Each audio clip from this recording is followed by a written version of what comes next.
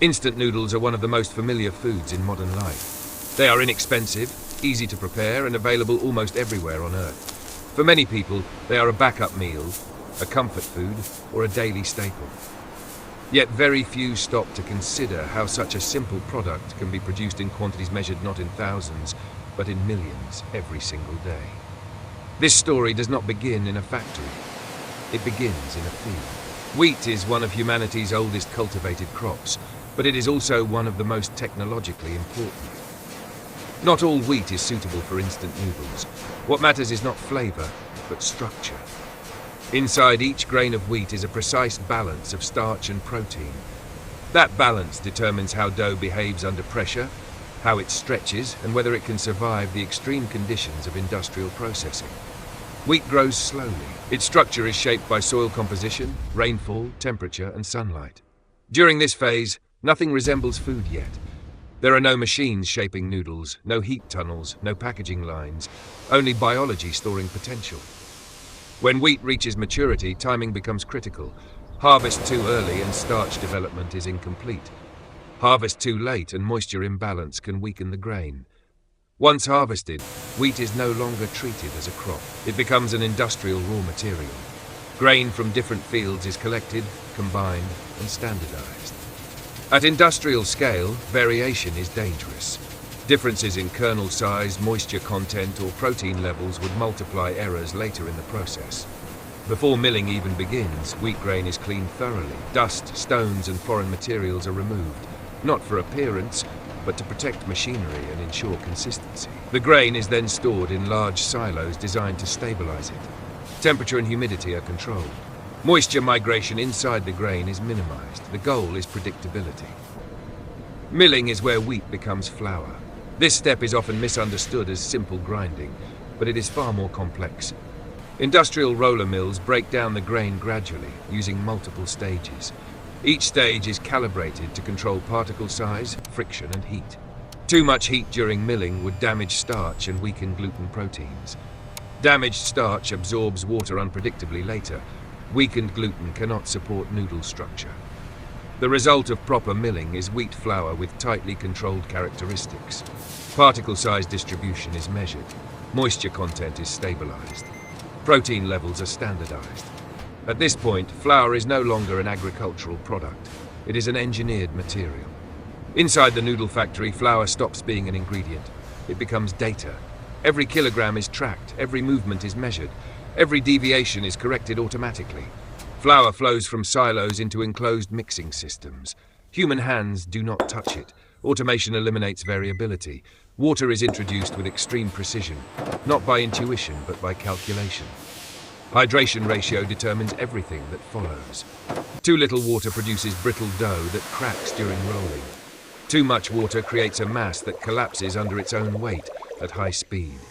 Mixers rotate at carefully selected speeds. Their purpose is not to knead dough in the traditional sense. Their purpose is to align gluten proteins evenly throughout the mass. This alignment creates elasticity without softness, strength without brittleness. Overmixing tightens the structure too much. Undermixing leaves weak zones. Both outcomes cause failure when the line accelerates. Once mixing is complete, the dough moves forward immediately. There is no resting stage. Time is a variable the system removes. Rolling begins. The dough is flattened gradually through a sequence of rollers. Pressure is applied in stages, not all at once. This prevents internal stress from building inside the dough sheet. Internal stress would later cause tearing, uneven thickness, or deformation when strands are formed. Sensors adjust roller spacing continuously. Differences smaller than a millimeter matter at this scale. The dough sheet becomes thinner, smoother, and more uniform with each pass. By the end of the rolling line, it reaches a precisely defined thickness. The sheet is then divided into parallel lanes and cut into long, continuous noodle strands. Uniform strand width is essential. It ensures even steaming, even drying, and even rehydration later. The strands move forward without touching each other. Alignment systems maintain spacing and tension. Tangling is not allowed. Steaming follows. Steam does not fully cook the noodles. It restructures them. Heat and moisture soften the gluten network just enough to lock strand shape. This step determines whether the noodle will survive folding, drying, and packaging. Humidity inside the steam chamber is controlled with extreme precision. Too dry and the surface hardens prematurely. Too wet and the internal structure weakens. As the noodles exit the steam tunnel, they are flexible, warm, and fragile. They exist in a temporary state that cannot be paused. Immediately, the strands are cut to precise lengths and guided into molds. Here, the familiar block shape is formed. This shape is not aesthetic. It determines how water penetrates the noodle block when the consumer prepares it later. The way strands are folded controls how quickly the block rehydrates, how evenly it softens, and how stable it remains. Pressure plates compress the blocks gently, enough to hold shape, not enough to crush internal pathways. Spacing between blocks is carefully controlled. Contact would trap moisture and cause deformation during drying. Drying is where instant noodles become instant. Hot air circulates around each block. Airflow speed, direction, and temperature are synchronized across the entire line. The objective is moisture removal without surface damage. Dry too fast and the exterior hardens while the center remains weak. Dry too slow and production efficiency collapses. Moisture sensors monitor conditions continuously. Adjustments are made in real time. When noodle blocks exit the drying tunnel, they are rigid, lightweight, and shelf-stable. But the process is not finished. Cooling follows. Temperature is reduced gradually. Sudden cooling would introduce internal stress, creating microfractures invisible to the eye but fatal to structural integrity. Inspection systems now take control. Optical scanners evaluate shape, color, and surface uniformity. Blocks outside tolerance are removed automatically. No debate. No human judgment. Approved blocks move toward packaging. Throughout the entire production line, humans do not touch the noodles. They observe. Operators wear masks, gloves, hairnets, and clean uniforms. Their role is to monitor systems, not manipulate product. Packaging machines place each block into a wrapper with millimeter accuracy. Sealing protects against moisture and oxygen, the primary enemies of shelf life. Packages flow endlessly along conveyors. Identical, repeatable.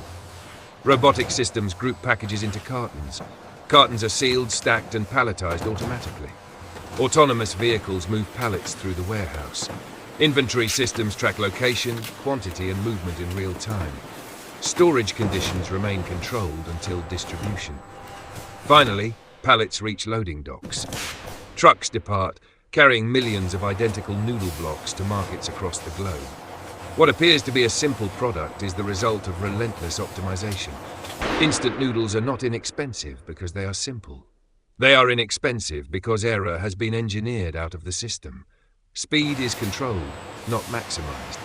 Moisture is measured, not guessed. Structure is designed, not assumed. The production line does not stop, it resets. And somewhere far from this factory, someone opens a package, adds hot water, waits 3 minutes.